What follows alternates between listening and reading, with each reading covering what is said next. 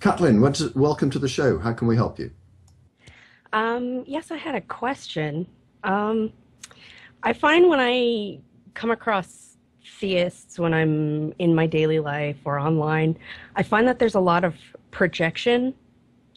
Like they're told that people who don't believe do these horrible things, therefore they're bad things, and they believe that we're capable of those things. How can I counter that and make them see how ridiculous that is? Like, people think that we eat babies and stuff like that. Potholer. Okay, I did a video on this, and it was interesting to look at the statistics of belief in God in various countries. And of course, the United States came pretty much top of the list, but one of the lower ones on the list was countries like France and Sweden. And it's often difficult to argue with people these theists. And the best thing is to ask them a question, because when you ask them a question, it forces them to think. And ask them this question. Say, okay, if that is true, why is it that Sweden has one of the most socialized health systems, social welfare systems in the world? Where money is the richest and the poorest in Sweden are far less far apart than they are in the United States. Why is that? Why are people willing to give a large chunk of their earnings in tax to help people less fortunate themselves? Why are they willing to invest in a health system that treats everybody and allows everybody to have free treatment? Same in Denmark. It was interesting. Oprah once sat around a table with some Danish women, and they were talking about the Danish system and the Danish health and welfare system and so on. And Oprah was amazed that, you get sick in Denmark and you'll be treated for free. You have a life-threatening illness, someone will take care of you, the government will take care of you for your entire life. Now, that might be a socialist system that Americans might not like, but they can't claim it's not altruistic. And one of the women at the table said to Oprah, "Aren't you amazed that we have this system and yet all of us are atheists?" And Oprah said, "Yeah, I don't understand that." So just ask that question. Why is that? It's going to stump them. They're going to have to really come up with a good answer for that. Excellent. Thank you very much. Oh, and Yeah, she's going to run off this fast, and this is the first person that on this show, on this particular show, that didn't have an accent, like myself. Well, I'm surprised. Well, I'm Canadian, so I sort of, I can go there when I'm angry.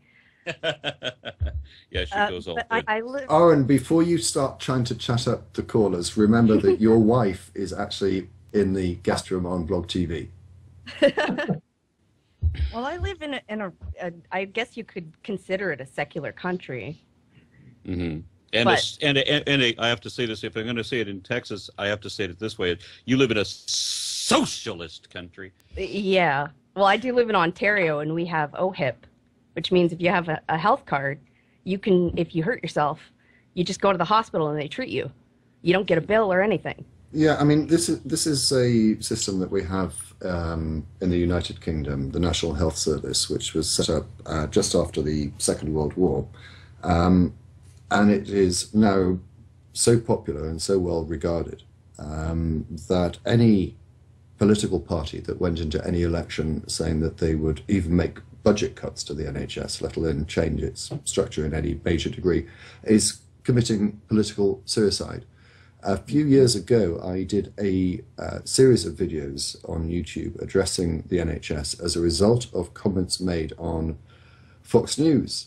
Sean Hannity made, in 30 seconds, made a whole claim of, a whole host of claims which were untrue, and it took me 5 videos to address each one of them. The fact is that, and again, this is building up on what Potholer said, we pay for it through our taxes. Per capita, we pay half of what an American would pay.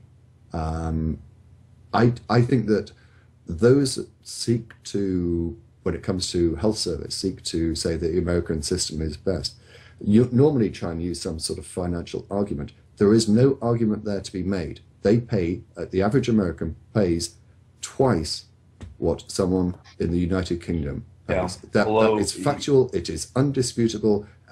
There's your evidence. Show them that.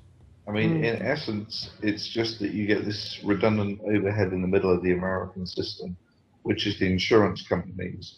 And it's one all hell they of an do, overhead, Thunder. Yeah, no. So you got this great big tier of people deciding or who gets treatment and who doesn't. And of course, they've got an incentive to refuse treatment, which of course they will do if they think they can get away with it. The one thing I recall about these video series was that in the post-war years, as I say, it was 1947 that the National Health Service effectively came into existence. Those that opposed it were the insurance companies and the doctors. And look who is opposing it now in America. It is the insurance companies and the doctors. And the reason is, as you say, Thunder, there is a huge load of money just being siphoned out of the system to fill the pockets of the insurance companies and its employees and whatever. It's dead money. If that all of that money was plowed into, sorry, do go on. The insurance companies in America are a sort of multi-billion, trillion-dollar industry. They can actually deploy much more resources to PR in America than you can do in a smaller country like England. It's just essentially an economy of scale. That you can get a bigger feedback. America spends more money on its healthcare, which means that when you come to change things, those who don't want to change have a bigger effective budget to spend on PR, which is, I think, the big problem with America. Undoubtedly. Kathleen, I do appreciate your avatar, by the way. Did you want to come back before we move on? I think I'd like to listen to you guys for longer than listen to myself talk. Well, that's very kind of you and very modest of you. Thank you very much indeed for the call. On that note, I'm going to throw something else in. It's not like you would go into a hospital and you would be automatically turned away if you can't pay. There are hospitals you can go to that are charity driven, so to speak, or that are run by donations from major foundations or what have you. And this is where you get a lot of the people that can't afford any kind of medical insurance or that don't have jobs and all like this. And so if you get an injury or you have a life-threatening illness there, you will go sit in a waiting room with 150 people where you will be there for 12 hours before somebody actually sees you. Hello? Hello, sir. Perfect. We actually already covered this a little bit when we were talking about the WordPress article, but I'd like to talk a bit about pseudoscience. Since the internet has sort of become a worldwide craze, pseudoscience has become a lot larger. An example I'll use is there was a few videos on what the 10th dimension looks like, and they go through, well, this is what the 10th dimension looks like. And everyone goes, oh, I get it now. That makes so much sense, but it's complete bogus. You can't visualize the 10th dimension. So the question I'd like to ask is, what should we be doing to combat pseudoscience, and how should we teach people to tell pseudoscience from real science? The only suggestion that I could make is that people have to nurture a culture of skepticism, of where you look at skeptical thought without criticism. And here in Texas, they're very much against that. They're very much about promoting imagination, and they think if you can't make up shit to believe, that it's not wonder. So I mean, there's the problem we have culturally, I think. I was going to go to Potholer, but he's left us alone. He's momentarily vanished. Yeah. So I think. Rather than actually focus on educating everyone about everything, which is a very tough way of doing things, I would probably prioritize the ability to spot the big tobacco pseudoscience bullshit merchants or the snake oil salesmen, because these people do have fairly easy to spot properties. to an extent, they are scientific doppelgangers. They do try to emulate scientists as much as possible. Some of them are essentially so good that, unless you're a scientist, you're not going to spot them. But with people like Monckton and the talks that they give, they're so wildly over the line that I think you should have a reasonable idea that these people aren't actually interested in the truth. Just on the properties of their delivery. And yeah, so I think, ironically, the first step is not, or the most effective step is teaching people how to spot bullshit merchants. I agree, and in fact, I would say the people that we should be targeting in terms of explaining science are not necessarily those who are so much wrapped up in pseudoscience that they don't even want to understand anything else. It's explaining it to rational people so that they can then pass that message on. Because often, even rational people who do accept science are not very good at explaining it to others. I think a lot of the time, I'm very glad that I can actually explain to people who accept science how this is best explained to people who don't accept science. Because, understanding it is one thing, how to explain it is another. And I think that kind of word of mouth thing, getting that around the internet is a powerful tool. Yeah, I got to throw something in on there too. I mean, now I just lost where I was. Never mind. You're having a senior moment, Aaron. We're the same it. age. I understand your predicament. Take a moment. It'll come back to you. Okay, it hasn't. Let's move on to ADT. We were talking about the best way to prevent pseudoscience gaining traction in the wider community. I know people who receive emails from Glenn Beck and don't understand that there's anything to be suspect in the things that he promotes. So again, I think that it's a very cultural problem. I think that people haven't been trained to think analytically, or that they should respect analytical thought. They've been taught to be very obedient, and have been taught to listen to and obey whatever they hear in the news. And I hear that repeated a lot. I think this is a subject that has come up time and time and time again on this show, and obviously elsewhere as well. And every time people say, oh, it's all down to education, if you teach the children correctly and blah, blah, blah. We've mentioned this, as I say, frequently. Nothing's changed. Well, even if you could it's easy talking about it, what's actually going to happen in reality? Even if you could change the education system tomorrow, you're still looking at a sort of 40-year bleed through time before it become prevalent in wider society.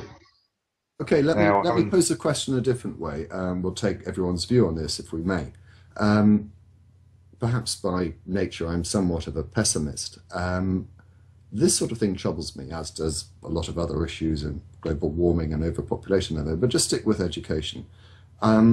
It seems that every move we see is counter to what we would actually want to see, and that leaves me, as I say, very pessimistic. Is there any optimism? Is there anyone on the panel that can give me some degree of optimism here? And it all went. And by nature, I'm an optimist, but I can't say that I'm very optimistic on this. I think the internet can be used as a force for good as well as evil, and I would hope there would be a resurgence.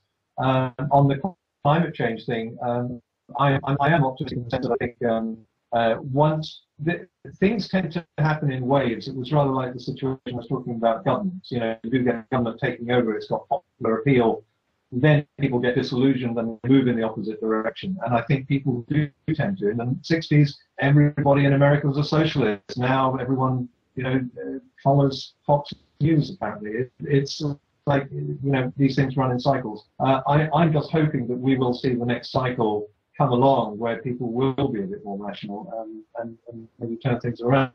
But although I am an optimist, yeah, I probably have to share your pessimism on that one. Yeah, the thing also, sorry, Aaron. Hold on a second. After you, I go on, remember Aaron. my position. I remember my position. I mean, here in Texas, you can't expect to have any kind of optimism for me, considering who my governor is.